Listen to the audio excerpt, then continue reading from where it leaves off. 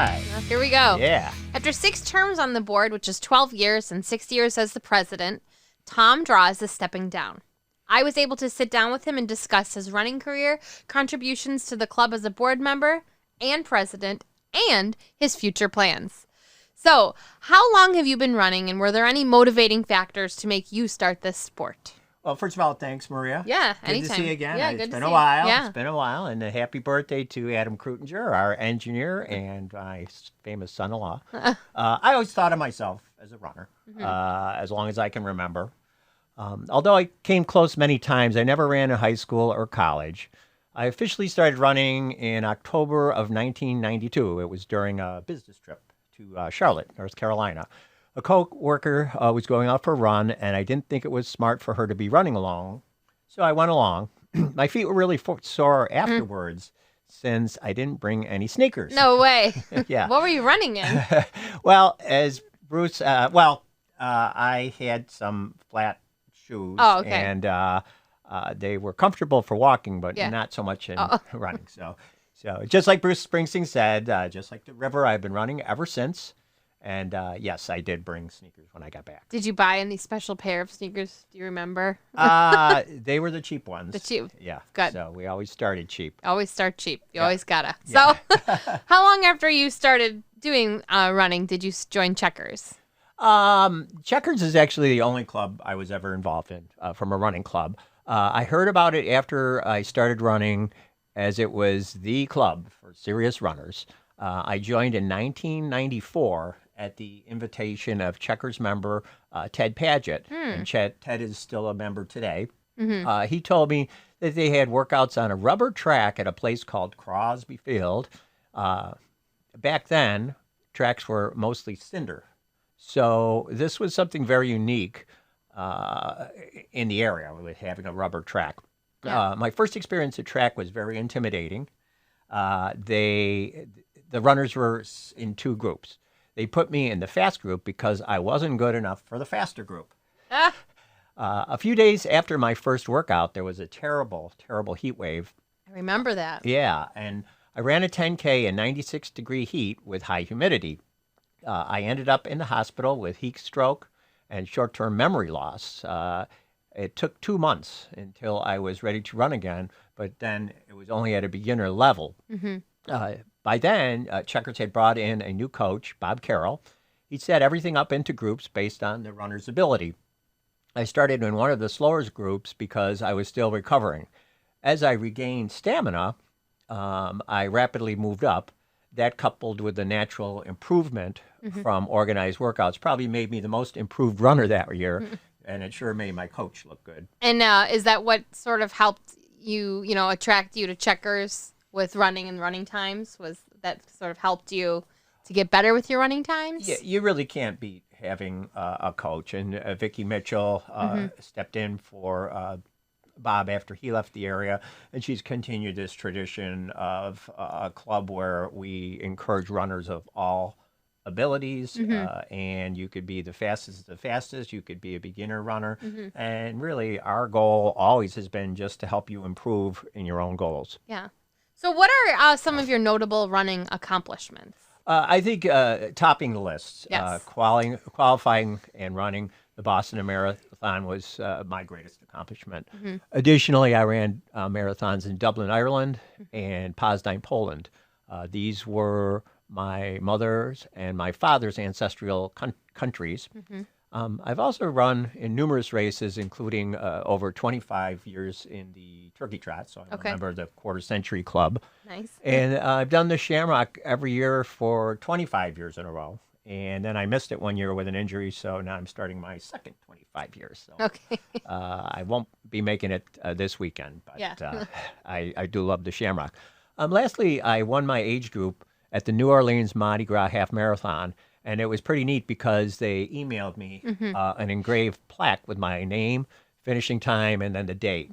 That turned out also to be my lifetime PR for the half marathon. Wow, congratulations. Yeah, so since that time, I've run over 60 half marathons in 47 states plus DC. I hope to finish all 50 states once travel resumes. Right. Cool. Do you run with other Checkers members, or do you prefer to run your training runs by yourself? Hands down, people. Yeah. I love running with people. You have that personal contract where I'm going to meet you and you're going to meet me, and there's no way I would have continued training and running all these years without the people that I run with. Yeah, it's good to have someone to help motivate you too. Absolutely. So you wear many hats in the Checkers Club. So first of all, you're a board member. You are the president. You are the newsletter editor, and we're the race director for the Mueller Mile. So you must really like being a Checkers member because you ran for a board seat, right? So what year was that? I first ran in 2011. And what triggered your decision to run for a spot on the board in 2011? And as a board member, what were some of your contributions to the board and the club? Well, let's start. Prior to running Boston, I ran pretty much injury-free for 14 years. After running Boston, I had a string of injuries. This included sciatic nerve problems, which, if I hadn't had them treated, could have ended my running entirely. While on the sidelines, I decided that it would be a good time to give something back. And even though I had done volunteering and things like that, I started to shift my focus. In serving on the board, I've enjoyed being able to share my organizational talents in the planning and organization of the club.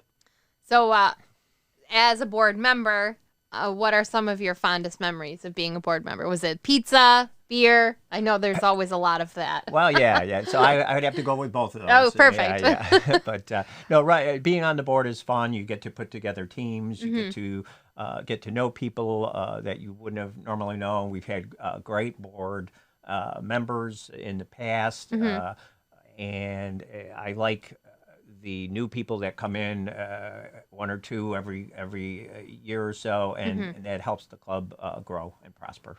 So, in addition to being a board member, you also do the Checkers newsletter, and you're the editor. How long have you been the Checkers newsletter editor? I took over the newsletter in December of 2014.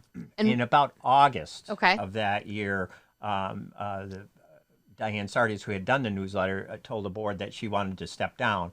Well, so we were looking for a newsletter editor, and nobody was stepping forward.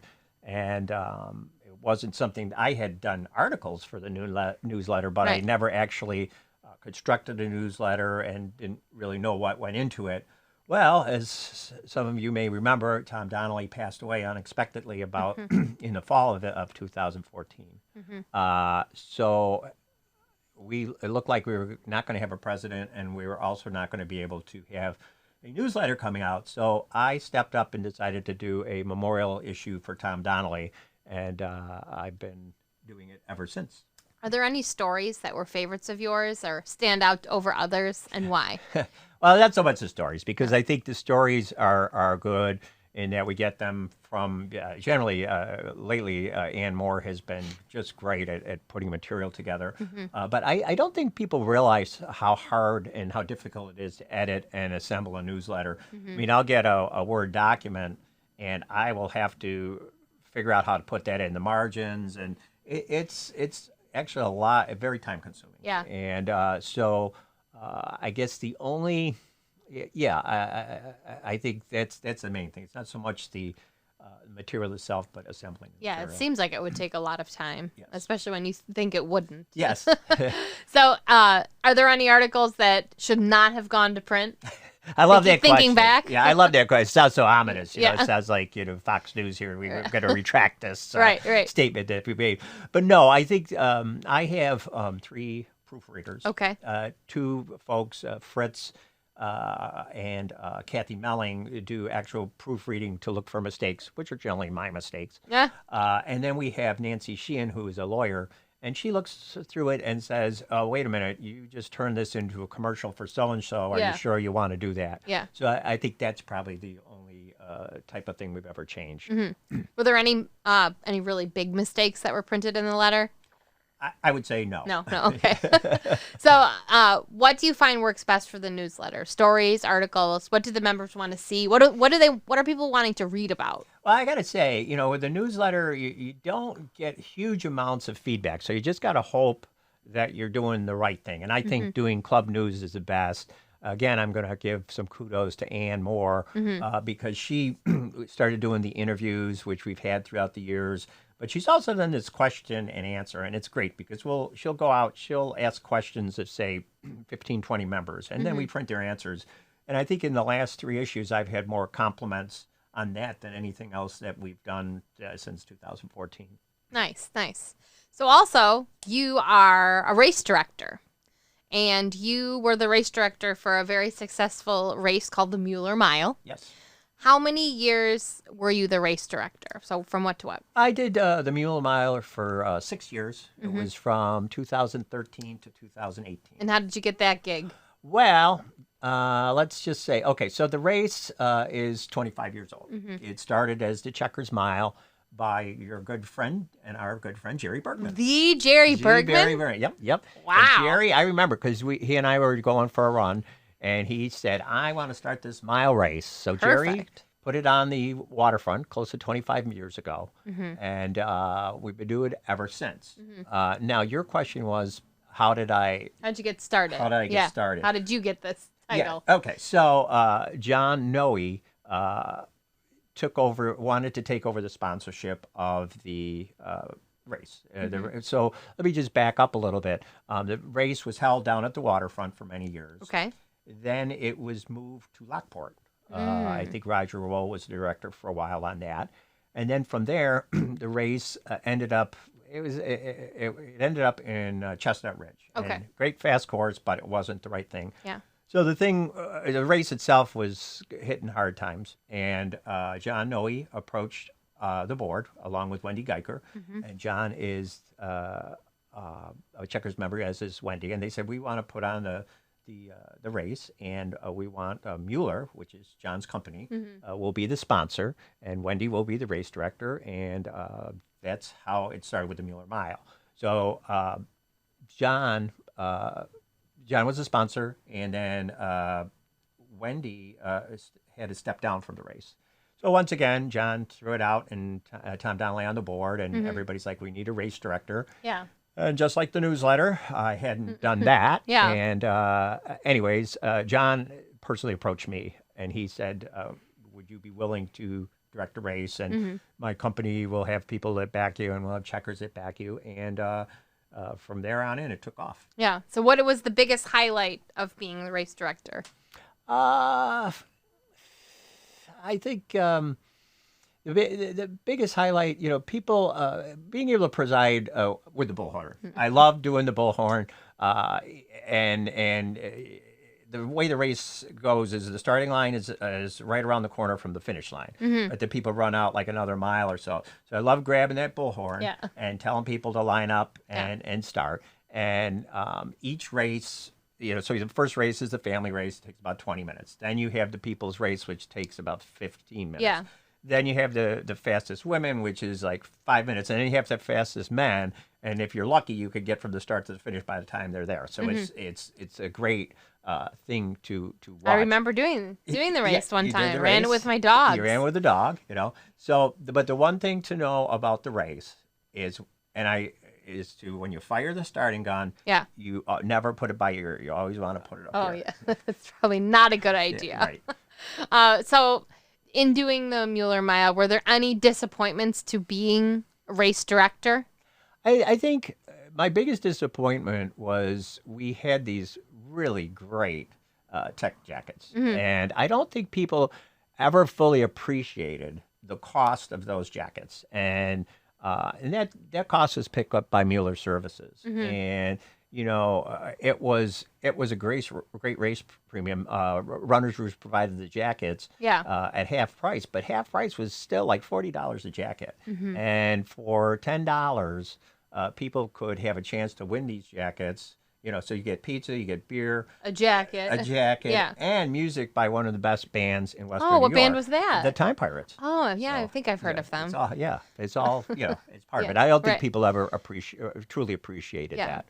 So you said that you had a bunch of different giveaways. Right. What was one of your favorites? I mean, we talked about the jackets and the food, but was there anything else that was great? As much as everybody made a big deal out of the jackets, I liked giving out giant cookies and pies. Ooh. Yeah, due to it was a tie-in to the Checkers Pie Run. So Oh, for okay. many years, the Checkers Club, it was right when I first joined back in the 90s, they had a run outside the Checkers bar called the Pie Run. And the winners would all get pies. Ooh, And I like that. yeah, so I switched over to that in my last year as the race director, and it went over really big because we didn't have any leftover pies or cookies. There you go. Yeah, we always had leftover jackets. Yeah, though, but never pies or never cookies. pies or cookies.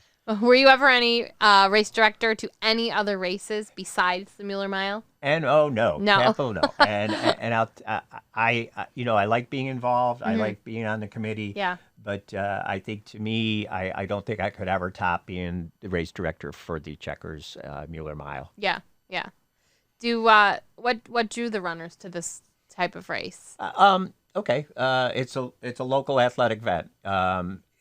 You can, and the whole family can run and participate as well as watching. So I used to love watching the kids. Yeah. Because they would start, and then you'd have a few people that actually, would walk it in 15 minutes, And then, as I said before, each race got progressively faster until the last two races. You had elite women and you had elite men. Yeah. And these were the best racers in the area. And you all had to have kind of a qualifying time to do that. And it was just so much fun to watch them go out and then watch them come around that final turn, which is probably less than a tenth of a mile. And then they'd be jockeying for position and Right. trying to fly into that finish line. And everybody, you could cheer everybody on. And Oh, I bet clap. that was a lot of fun. It was yeah. exciting. So it was like being at not only participating in an event, but being at that event Yeah. as well. Well, 250 to 3,000 participants a year can't be wrong. Well, but the 3,000 is wrong Right. because that's the wrong. Oh. Well, then why does it say that? Well, that's a typo. Oh, is that 300? It should be 300. 250. Okay, scratch that, reverse it. 250 to 300 participants a year can't be wrong. But this year we're shooting for 3,000. There you go. And Okay. the race director this year will guarantee well, that. you should tell your editor about Yeah, this. right. Your charitable donation from the race went to the Kevin Guest House. How did you get involved with them? Well, this again, we might want to talk to Jerry about this, but Yeah. there was a member of the Checkers board, and her name escapes me right now, but she was a local attorney, and she was tied in with the Kevin Guest House. Okay. The Kevin Guest House is a totally local organization, and they support Roswell for people that are in town getting a cancer treatment, which takes 100 days.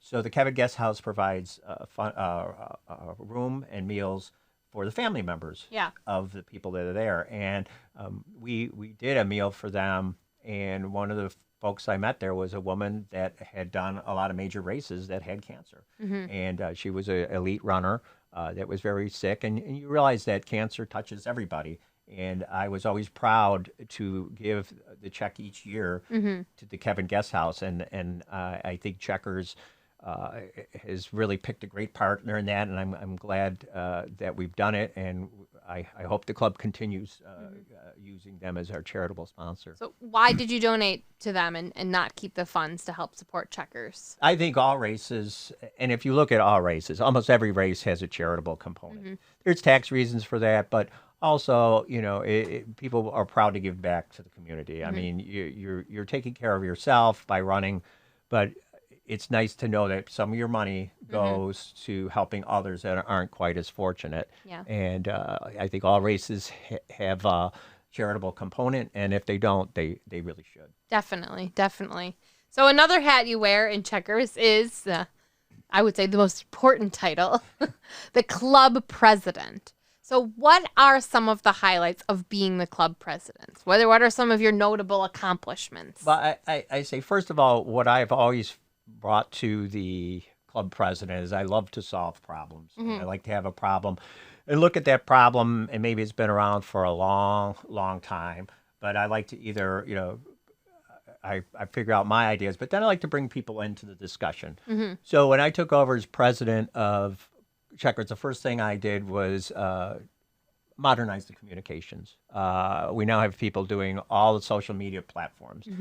Maybe somebody doesn't read their email, or and only does Facebook, but you can't decide that. You have to try to do it for all. So, I do a lot of the Facebook page along with Sam Spritzer and other people. We have Fritz, who does the communications email, and Billy Williams does the Twitter. He approached me on that, and then so we'll try to touch everybody so that they know what's going on. And if we've got to change a track practice, we know we've done the best that we could to inform our members. We also had, when I took over, 2 years worth of clothing inventory. So that's I think it was like, the clothing had just piled up, and we were ordering our clothing in advance and then selling it. So that was great for the year of selling it, because we had this huge inventory, and then we had a large sales number on our bottom line for the first year. So we ended up being about $5,000 ahead by selling all this clothing. After that, we switched to a demand model, and this has saved the club a lot of money. I bet. So, and space, too. Yeah, space, too. So you don't have to store it. You don't have to bring it out. Right. We sell some singlets because they're very popular. But for the other stuff, people want to be able to special order things, and it's nice not having huge inventories. Right. The other big problem that we stepped up to address was establishing the volunteer coordinator.